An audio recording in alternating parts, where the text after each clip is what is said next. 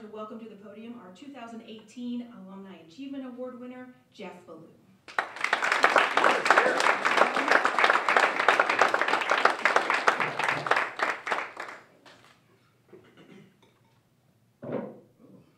It's heavy. Thank you very much. I appreciate the kind introduction. I want to congratulate my fellow honorees. You know, when you get something like this, there are a lot of thank yous to go around. But I don't want to take up all afternoon doing it because I'll cost some of you late checkout charges.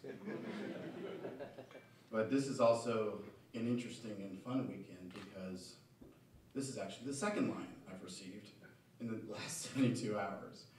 I was up here, I got up here late Friday night for the Black Alumni Reunion and received a similar accolade from them. And that's humbling. So I'm twice humbled by this. So I thank the College Communications Alumni Society Board, my former board.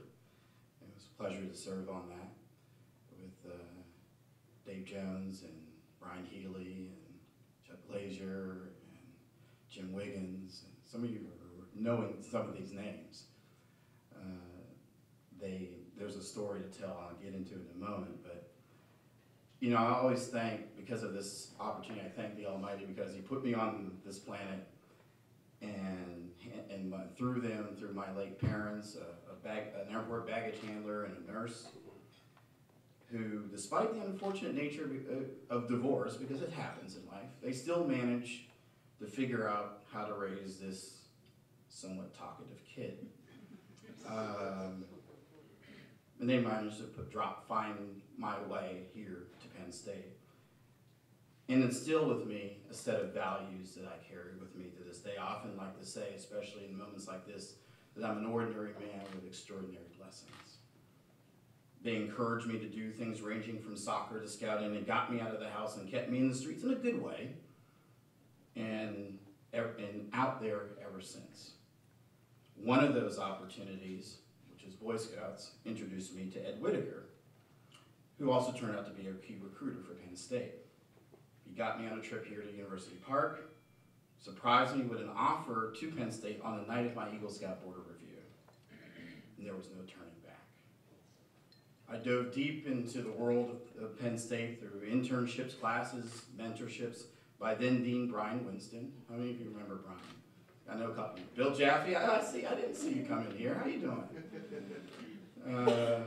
And others got involved with a large swath of campus life. Everything from the Dance Marathon Overall Committee to Black Caucus to USG, which is no longer known as USG anymore, as I understand it. And my home away from home, WPSU, which was near the top of Sparks, which is way out in the Innovation Park. How do students get out there now? But that was convenient because it was right across from my dorm room in Jordan Hall in West Halls. But it's there where I began learning the art of asking good questions, because I hosted a weekly talk show. Is that Tom Berner I see back there? Hi! My old professors. Yay! But Brian was great because he took us on field trips to AEGMC, which I understand you're now chairing, Dean Hart. Took us to Howard University, took us to National Association of Black Journalists conferences, took us everywhere. I don't know, maybe not so much anymore because of all the liability. But those adventures led me to meet some really great alumni, like Lou Prado, who's right over there. Lou pulled together a number of key alumni and friends at Bob Zimmerman's tailgate. How many of you remember Bob Zimmerman? A real great friend of the college, served on the board. He pulled together Charles Bierbauer, class of 66, I believe, or 67, who was then CNN's White House correspondent, senior White House correspondent. Brian Healy, who was an alumni fellow that year, I think my senior year, and was then senior producer for the CBS Evening News. Fred Young, my fellow honoree, and a couple other folks at Bob Zimmerman's tailgate. That's so Penn State. And they gathered around me and had a conversation which resembled the pool scene from The graduate. We try to say, hey, what are you going to do with your life? So, but a lot of those things, out of that, some great things happened. Lou picked up the phone with a fellow, because he was involved in Northwestern a lot of the time, directing the DC program, with a fellow Northwesterner, Phyllis Crockett, who was then national correspondent at National Public Radio. And since I was already eyeball deep at WPSU, guess how that worked out. So he managed to help me land a freelance gig in Washington right out of college. And because I was raising a little bit of hell, and Tom Burner will remember this, a few of us in my class were not thrilled. In fact, we were pretty angry that our distinguished alumnus, Larry Foster, was going to be our commencement speaker. But he also happened to be the lone trustee opposed to divesting our assets from apartheid-era South Africa. So that wasn't going over very well. He eventually did speak, but he got an earful from my classmates and I. Brian hastily arranged a conference call in his office, and we let him know how we feel. We made sure that he was going to say some things that acknowledged how he felt during his commencement remarks, and that's how it happened. So commencement managed to get off without incident, but it was not without a mark from us.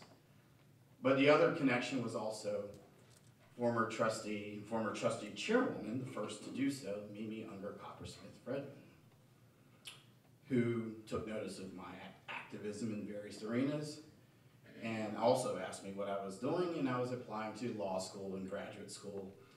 And one of those places was American University, where, guess what? Her brother was the dean of the College of Communications. So one day, Pat Kidder calls me up, and she worked for Brian in the dean's office, and says, there's a letter waiting for you. And she didn't tell me what it was. It was the acceptance letter from American, with a scribbled note from Brian, dear Jeff, you can fool all the people some of the time. Congratulations. So, but that was interesting because those adventures were wonderful, but they didn't stop there because I got to Washington. I was barely a month into getting ready to go to grad school, and then I get this call from Boston.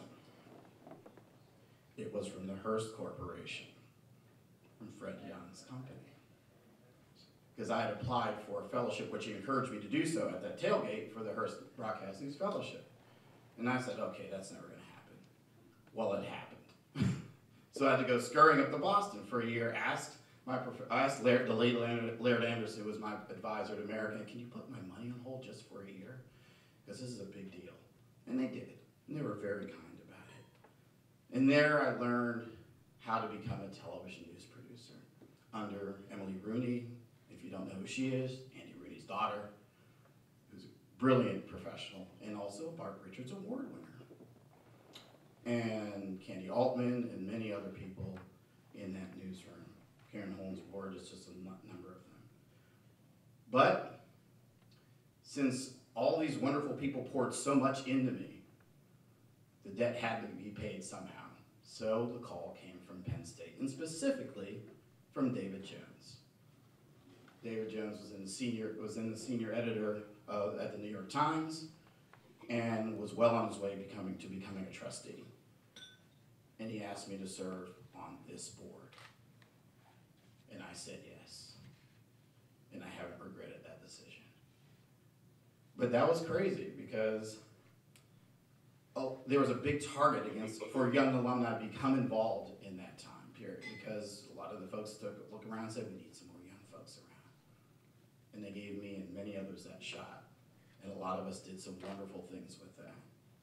So I owe so many of you guys so many thanks. And I think this is the irony of it. In my first board meeting, my second board meeting, it was off-site. We were in Hershey. It was 1991. We were on a lunch break, much like this. And we turned on the TV. And there were hearings from the Senate Judiciary Committee, watching Clarence Thomas and Anita Hill. So this is like deja vu. There's Senate Judiciary hearings. I'm back with this board. And once again, we're talking about the sad issue of sexual assault. But something else happened along the way since I graduated. We have steadily watched our profession of journalism fractured in both good ways and bad. There's some amazing journalism being committed out there, and some specialty journalism to be sure. But the bad news is a lot of local news and a lot of great journalism doesn't have they don't have the resources to thrive or even survive. And that's a problem. Because when they're not getting, there was a simultaneous growth of a cesspool of other voices. I'm all for the First Amendment, believe me. When you have to run a national press club, you have to embrace that. But a lot of voices are out there that don't play by our rules. They don't believe in ethics. They don't believe in truth. They don't believe in any of the standards that we hold dear, that Dean Hardin works so hard to instill in the current students. Those renegades are encouraged by political actors who steadily create a hyper-partisan Alice in Wonderland style of media that, because we weren't vigilant enough to invest those resources, so many people are not investing in their critical thinking skills, or their analysis skills, or vetting skills, and of course the market models. You can't control all of the market forces, but there was a lack of vision, and now we're paying the price in a very ugly way. See, if you leave the chicken coop unguarded, the foxes come in, and that's what's happening. So the incivility, unfortunately, is at a peak now.